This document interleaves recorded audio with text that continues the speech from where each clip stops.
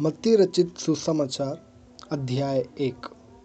Abraham की संतान, दाऊद की संतान, यीशु मसीह की वंशावली।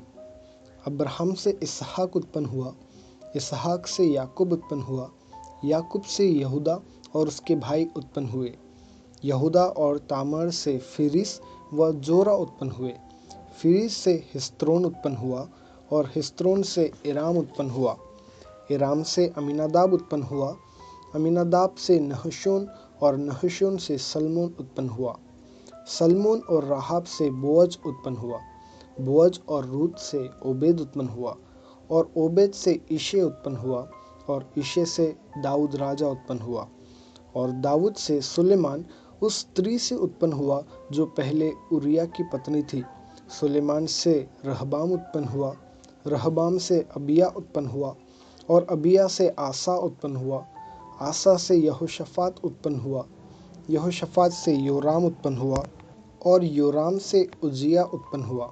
उज्जिया से योताम उत्पन्न हुआ, योताम से आहाज उत्पन्न हुआ, आहाज से हिजकिया उत्पन्न हुआ, हिजकिया से मनशे उत्पन्न हुआ, मनशे से आमोन उत्पन्न हुआ और आमोन से योशिया उत्पन्न हुआ। और बंदी होकर बेबीलोन जाने के समय में योशिया से यकुनिया और उसके भाई उत्पन्न हुए। बंदी होकर बेबीलोन पहुँचाए जाने के बाद यकुनिया से शालतियेल उत्पन्न हुआ और शालतियेल से जेरुब्बाबिल उत्पन्न हुआ। जेरुब्बाबिल से अबीहूद उत्पन्न हुआ, अबीहूद से इलियाकीम उत्पन्न हुआ और इलियाकीम से अजोर उत्पन्न हुआ। अजोर से सादोक उत्पन्न हुआ, सादोक से अखीम उत्पन्न हुआ और अखीम से इलीहूद उत्पन्न हुआ। इलीहूद से इलियाजर उत्पन्न हुआ, इलियाजर से मत्तान उत्पन्न हुआ और मत्तान से याकूब उत्पन्न हुआ। याकूब से यूसुफ उत्पन्न हुआ जो मरियम का पति था और मरियम से यीशु जो मसीह कहलाता है उत्पन्न हुआ। इस प्रकार अब्राहम से दाऊद तक 14 पीढ़ी हुई और दाऊद से बेबीलोन को बंदी होकर पहुँचाए जाने तक 14 पीढ़ी और बंदी होकर बेबीलोन को पहुँचाए जाने के समय से मसीह तक 14 पीढ़ी हुई। यीशु मसीह का जन्म इस प्रकार से हुआ कि जब उसकी माता मरियम की मंगनी यूसुफ के साथ हो गई तो उनके इकट्ठा होने से पहले ही वो पवित्र आत्मा की ओर से गर्भवती पाई गई। अतः उसके पति यूसुफ ने, जो धर्मी था और उसे बदनाम करना नहीं चाहता था, उसे चुपके से त्याग देने का विचार किया। जब वह इन बातों की सोच ही में था तो प्रभु का स्वर्गदूत उसे स्वप्न में दिखाई देकर कहने लगा, हे यूसुफ, दाऊद की संतान, तू अपनी पत्नी मरियम को अपने यहाँ ले आने से मत डर, क्योंकि जो उसके गर्भ में है वो पवित्र आत्मा की ओर से है। वो पुत्र जनेगी और तू उसका नाम यीशु रखना, क्योंकि वो अपने लोगों का उनके पापों से उद्धार करेगा। यह सब इसलिए हुआ कि जो वचन प्रभु ने भविष्यद्वक्ता के द्वारा कहा था वो पूरा हो। देखो, एक कुंवारी गर्भवती होगी और एक पुत्र जनेगी और उसका नाम इम्मानुएल रखा जाएगा, जिसका अर्थ है परमेश्वर हमारे साथ।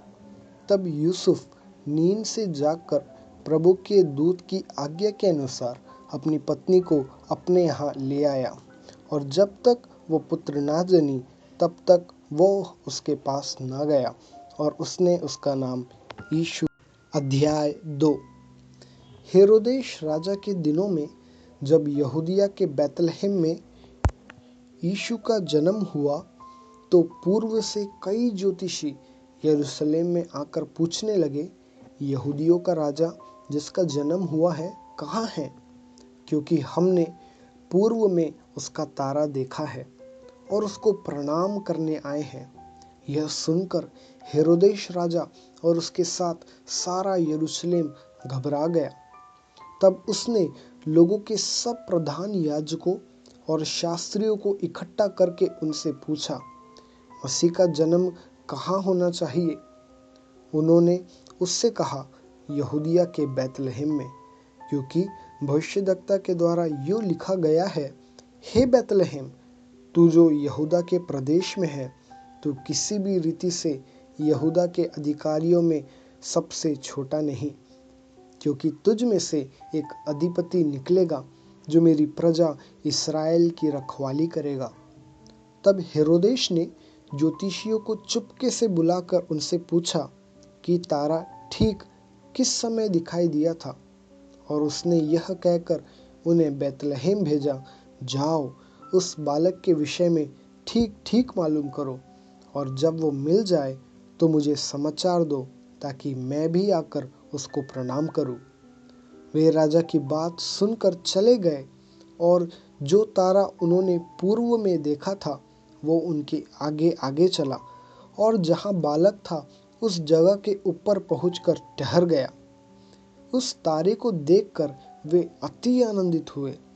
उन्होंने उस घर में पहुंचकर उस बालक को उसकी माता मरियम के साथ देखा, और मुंह के बल गिरकर बालक को प्रणाम किया, और अपना अपना थैला खोलकर उसको सोना और लोबान और गंधरस की भेंट चढ़ाई। तब स्वप्न में ये चेतावनी पाकर कि हेरोदेश के पास फिर न जाना, वे दूसरे मार्ग से अपने देश को चले गए। उनके चले जाने के बाद प्रभु के एक दूत ने स्वप्न में यूसुफ को दिखाई देकर कहा, उठ, उस बालक को और उसकी माता को लेकर मिस्र देश को भाग जा, और जब तक मैं तुझसे ना कहूँ तब तक वहीं रहना, क्योंकि हेरोदेश इस बालक को ढूंढने पर है कि उसे मरवा डाले। तब वो रात ही को उठकर बालक और उसकी माता को लेकर मिस्र को चल दिया, और हेरोदेश के मरने तक वही रहा, इसलिए कि वो वचन जो प्रभु ने भविष्यद्वक्ता के द्वारा कहा था पूरा हो, मैंने अपने पुत्र को मिस्र से बुलाया। जब हेरोदेश ने यह देखा कि ज्योतिषियों ने उसके साथ धोखा किया है, तब वो क्रोध से भर गया, और लोगों को भेजकर ज्योतिषियों द्वारा ठीक ठीक बताए गए समय के अनुसार बैतलहम और उसके आसपास के स्थानों के सब लड़कों को जो 2 वर्ष के या उससे छोटे थे मरवा डाला। तब जो वचन यिर्मयाह भविष्यद्वक्ता के द्वारा कहा गया था वो पूरा हुआ। रामा में एक करुण नाद सुनाई दिया, रोना और बड़ा विलाप। राहेल अपने बालकों के लिए रो रही थी और शांत होना न चाहती थी, क्योंकि वे अब नहीं रहे। हेरोदेश के मरने के बाद प्रभु के दूत ने मिस्र में यूसुफ को स्वप्न में दिखाई देकर कहा, उठ, बालक और उसकी माता को लेकर इस्राएल के देश में चला जा, क्योंकि जो बालक के प्राण लेना चाहते थे वे मर गए हैं। वो उठा और बालक और उसकी माता को साथ लेकर इस्राएल के देश में आया, परंतु यह सुनकर कि अरखिलाउस अपने पिता हेरोदेश की जगह यहूदिया पर राज्य कर रहा है, वहां जाने से डरा। फिर स्वप्न में परमेश्वर से चेतावनी पाकर गलील प्रदेश में चला गया और नासरत नामक नगर में जा बसा, ताकि वह वचन पूरा हो जो भविष्यद्वक्ताओं के द्वारा कहा। अध्याय 3। उन दिनों में यूहन्ना बपतिस्मा देने वाला आकर यहूदिया के जंगल में यह प्रचार करने लगा, मन फिराओ, क्योंकि स्वर्ग का राज्य निकट आ गया है। यह वही है जिसकी चर्चा यशायाह भविष्यद्वक्ता के द्वारा की गई। जंगल में एक पुकारने वाले का शब्द हो रहा है कि प्रभु का मार्ग तैयार करो, उसकी सड़कें सीधी करो। ये यूहन्ना ऊँट के रोम का वस्त्र पहने था और अपनी कमर में चमड़े का कटिबंध बांधे हुए था। उसका भोजन टिड्डियाँ और वनमधु था। तब यरूशलेम और सारे यहूदिया और यरदन के आसपास के सब स्थानों के लोग उसके पास निकल आए। उन्होंने अपने अपने पापों को मानकर यरदन नदी में उससे बपतिस्मा लिया। जब उसने बहुत से फरीसियों और सदूकियों को बपतिस्मा के लिए अपने पास आते देखा, तो उनसे कहा, हे सांप के बच्चों, तुम्हें किसने जता दिया कि आने वाले क्रोध से भागो?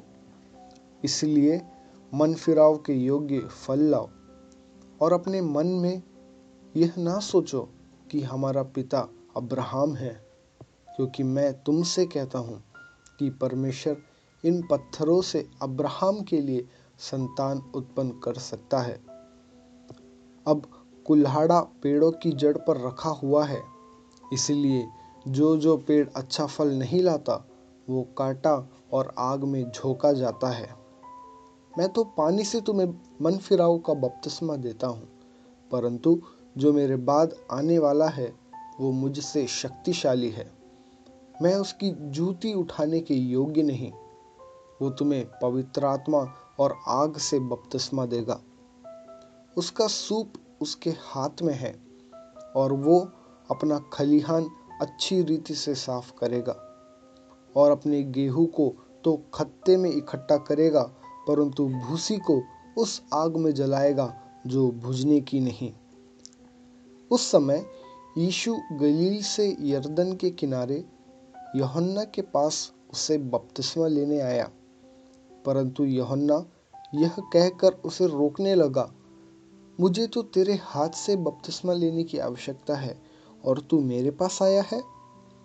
यीशु ने उसको यह उत्तर दिया, अब तो ऐसा ही होने दे, क्योंकि हमें इसी रीति से सब धार्मिकता को पूरा करना उचित है। तब उसने उसकी बात मान ली और यीशु बपतिस्मा लेकर तुरंत पानी में से ऊपर आया और देखो उसके लिए आकाश खुल गया और उससे परमेश्वर के आत्मा को कबूतर के समान उतरते और अपने ऊपर आते देखा। और देखो ये आकाशवाणी हुई, यह मेरा प्रिय पुत्र है। अध्याय 4। तब आत्मा यीशु को गलील में ले गया ताकि इब्लिस से उसकी परीक्षा हो। वह 40 दिन और 40 रात निराहार रहा। तब उसे भूख लगी। तब परखने वाले ने पास आकर उससे कहा, यदि तू परमेश्वर का पुत्र है तो कह दे कि ये पत्थर रोटियां बन जाए। यीशु ने उत्तर दिया, लिखा है, मनुष्य केवल रोटी ही से नहीं परंतु हर एक वचन से जो परमेश्वर के मुख से निकलता है जीवित रहेगा।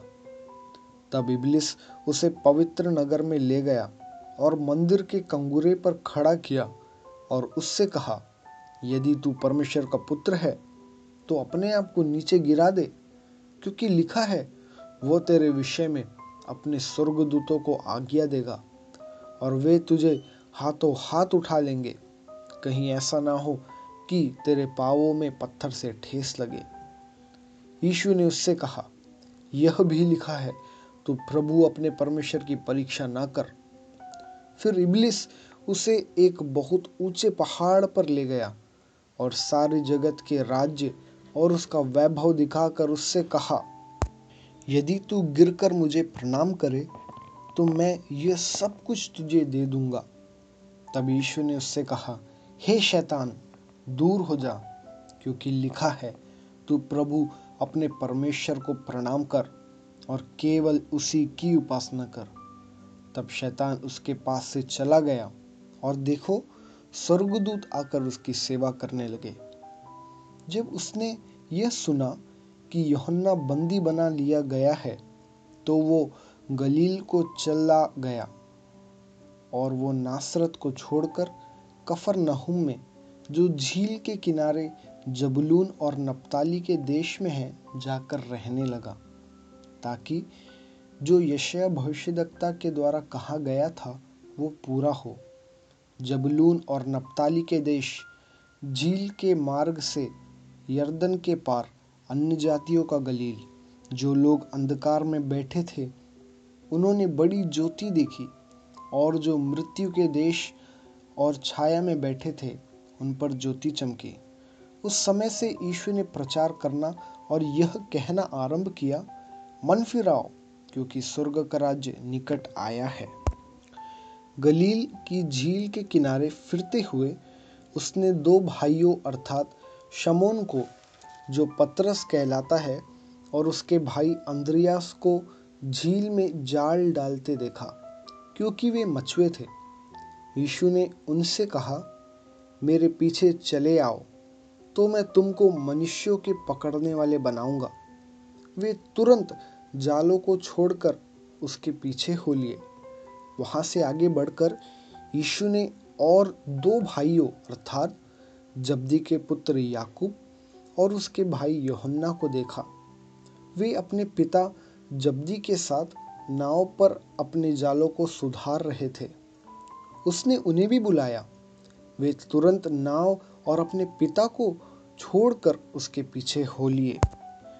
यीशु सारे गलील में फिरता हुआ उनके आराधनालयों में उपदेश करता और राज्य का सुसमाचार प्रचार करता और लोगों की हर प्रकार की बीमारी और दुर्बलता को दूर करता रहा।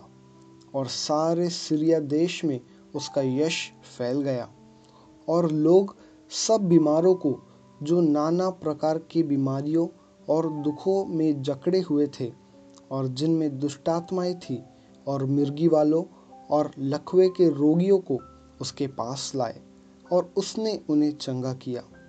गलील और दिकापुलिस, यरूशलेम, यहूदिया और यरदन नदी के अध्याय 5। वह इस भीड़ को देखकर पहाड़ पर चढ़ गया और जब बैठ गया तो उसके चेले उसके पास आए और वह अपना मुंह खोलकर उन्हें यह उपदेश देने लगा, धन्य है वे जो मन के दीन हैं, क्योंकि स्वर्ग का राज्य उन्हीं का है। धन्य है वे जो शोक करते हैं, क्योंकि वे शांति पाएंगे।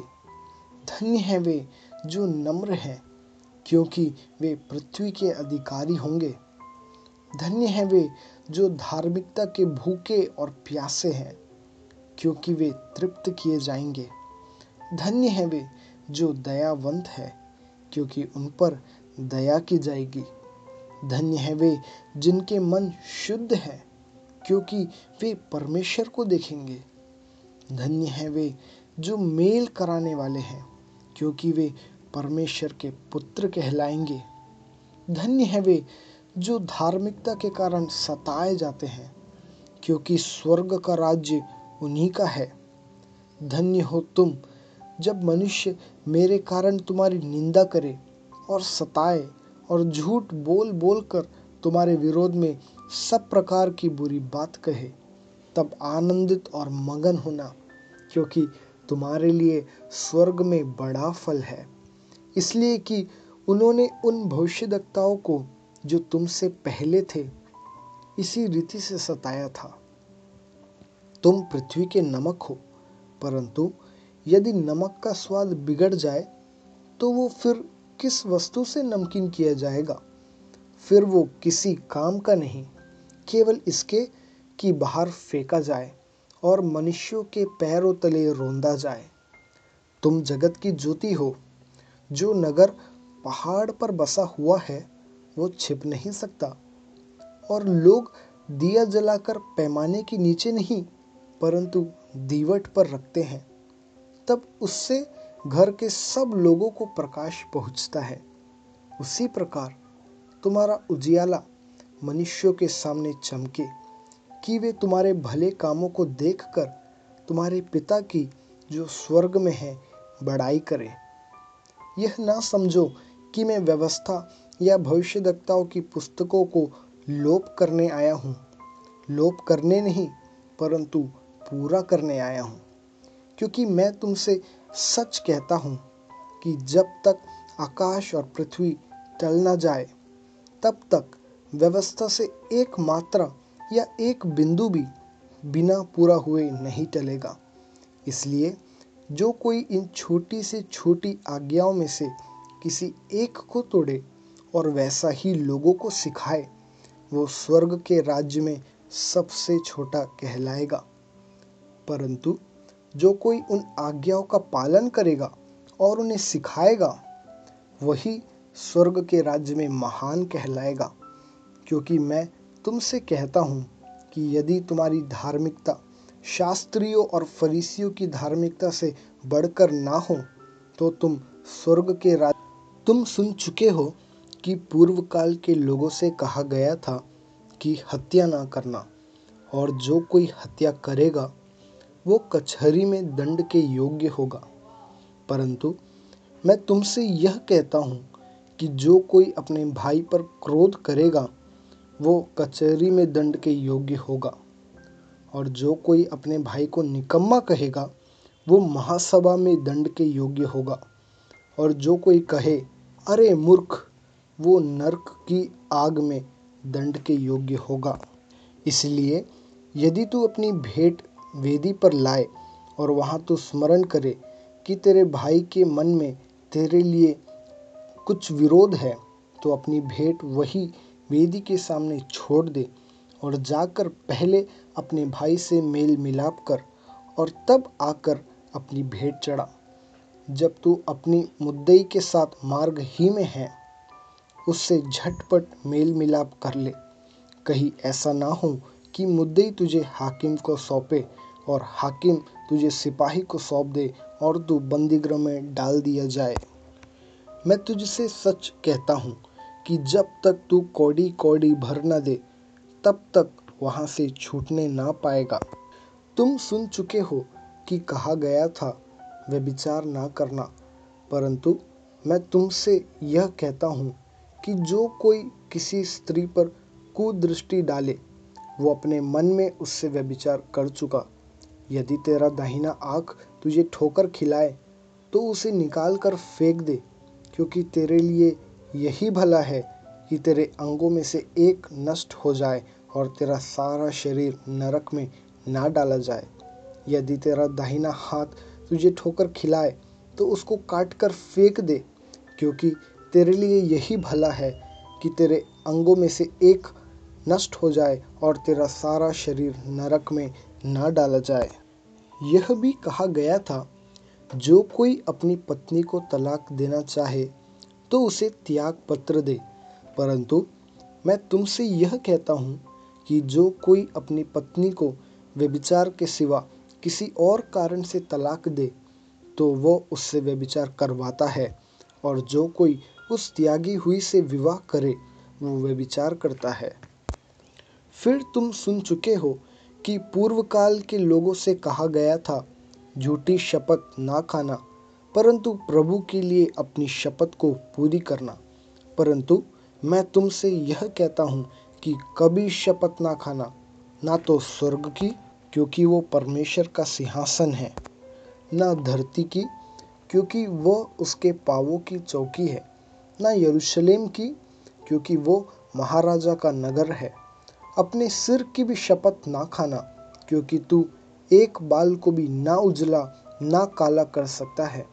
परंतु तुम्हारी बात हाँ की हाँ या नहीं की नहीं हो, क्योंकि जो कोई इससे अधिक होता है वो बुराई से होता है।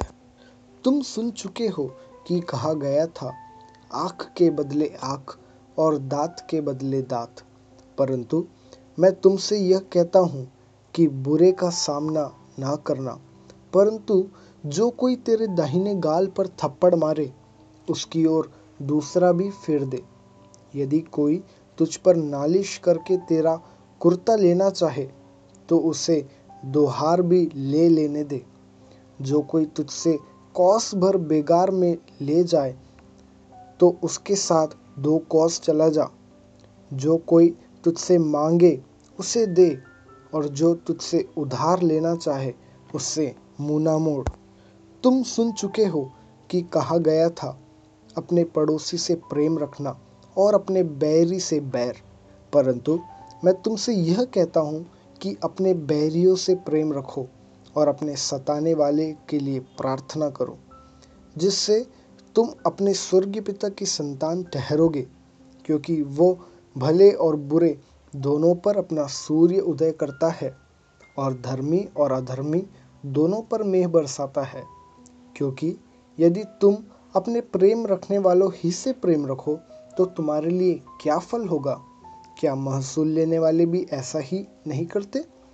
यदि तुम केवल अपने भाइयों ही को नमस्कार करो, तो कौन सा बड़ा काम करते हो? क्या अन्य जाति भी ऐसा नहीं करते?